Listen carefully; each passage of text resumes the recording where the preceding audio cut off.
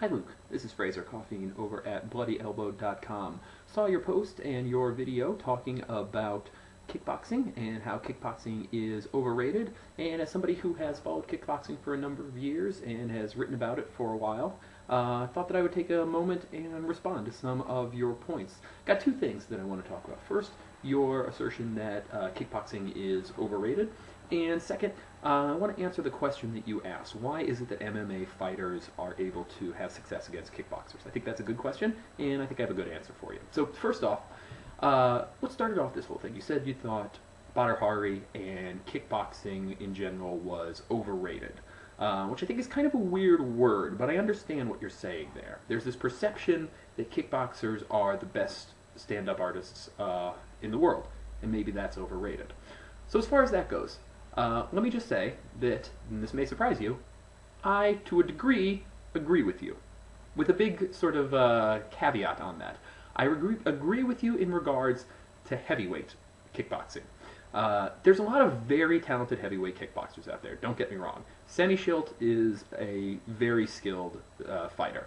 Badr Hari, I think, is a very skilled fighter. There's also a lot of younger, more up-and-coming developing fighters like Hezdi Gurges, Daniel Gita, Gokhan Saki. These are all great, excellent fighters. However, there is a little bit of a lack of depth in the heavyweight division. A lot of young fighters coming up, a lot of veterans kind of holding on, but there's not that real solid core to the heavyweights in kickboxing that you'd like to see.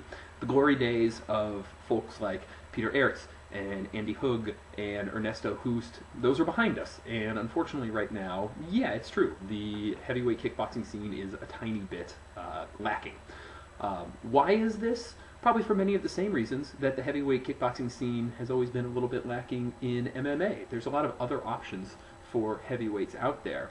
In particular, I would say that the growth of MMA has had a negative effect on, a negative impact on people coming into kickboxing.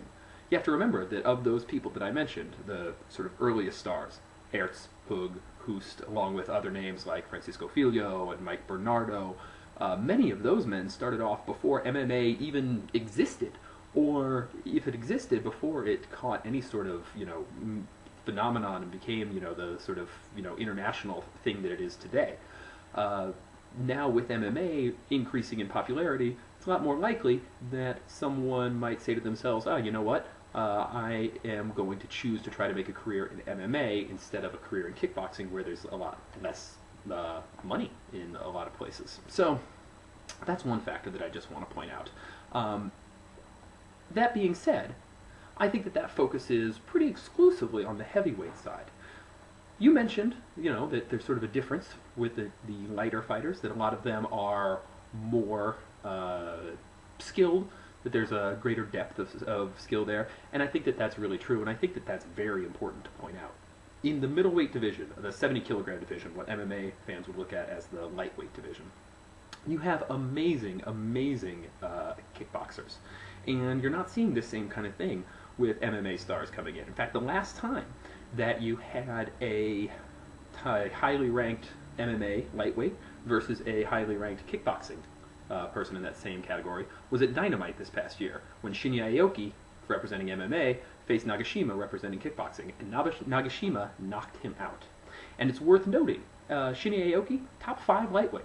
Nagashima, borderline top 10 in kickboxing, probably not even top 10. So Aoki is more highly regarded in MMA than Nagashima is in kickboxing, and Nagashima knocked him out. We saw a similar thing a little while ago, maybe 2 years ago, where Kawajiri, another highly regarded MMA lightweight, came into K1, faced Masato, was destroyed. Masato tore him apart. And you can go back and see this in others too. Kid Yamamoto came over, tried to make a splash at sort of the height of his skills in MMA, did not fare well in K1.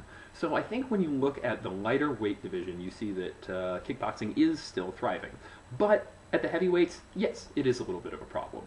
But is that exclusive to kickboxing? I would say it's not. MMA has a very similar problem. MMA, until just recently, did not have a super strong heavyweight division. Now, right now, the UFC's heavyweight division is looking pretty good. But you still have to ask, why is it that Pat Barry, who is sort of a perfectly fine but not memorable kickboxer. He had a K1 career, didn't really go anywhere there.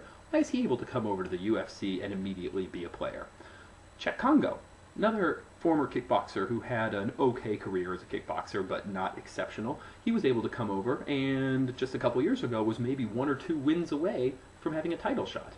So the UFC has improved their heavyweight division lately, but you look back 2-3 years ago and their division was a mess. Kickboxing heavyweight division is a little bit the same. Okay, on to point number 2. You asked a good question. Why is it that MMA fighters are able to come over and take out some of the best kickboxers? Why can an Alistair Overeem come over and defeat a Badr Hari? I've got an answer for you, I think. I believe that part of the reason for that is because kickboxing, the rules of it, everything about kickboxing is designed in such a way to encourage fast-paced, offensive, action-packed fights.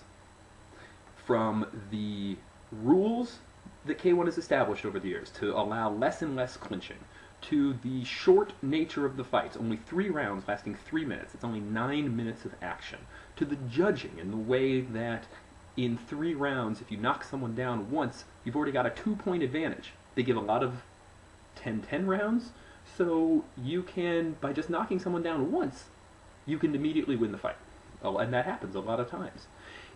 K1 has based their rule set over the years in really trying to encourage that sort of fast pace, that action, much less emphasis on defense, much greater emphasis on offense. The end result of that is that it's a little bit more unpredictable, and someone can come in, like Alistair Overeem, sprint, and take out a Badr Hari right away. So I think that's a big factor that plays into it here.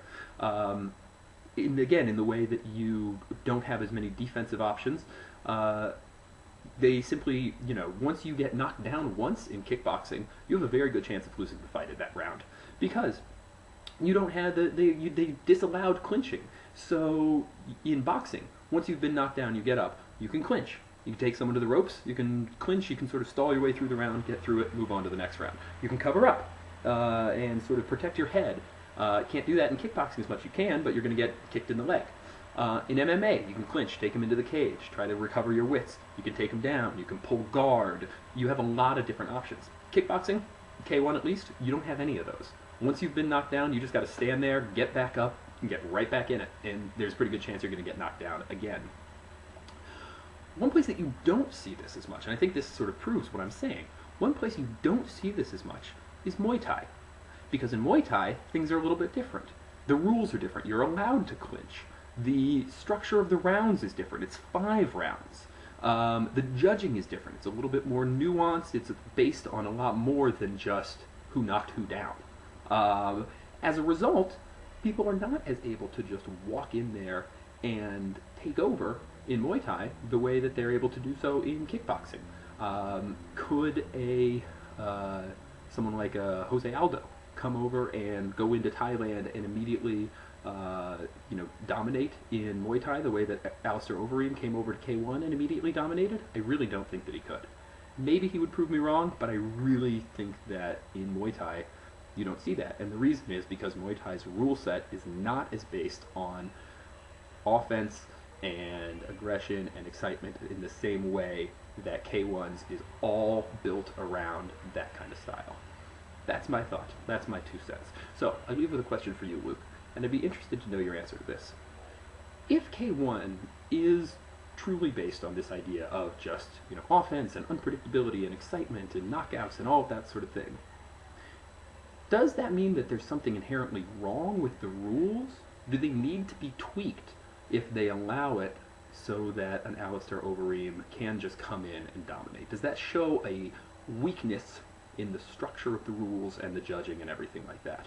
I'm not sure that I know the answer to that. I enjoy watching kickboxing tremendously, but maybe this is a problem. So, be interested to hear your thoughts. Thanks for talking about kickboxing. Always glad to hear it, and take care.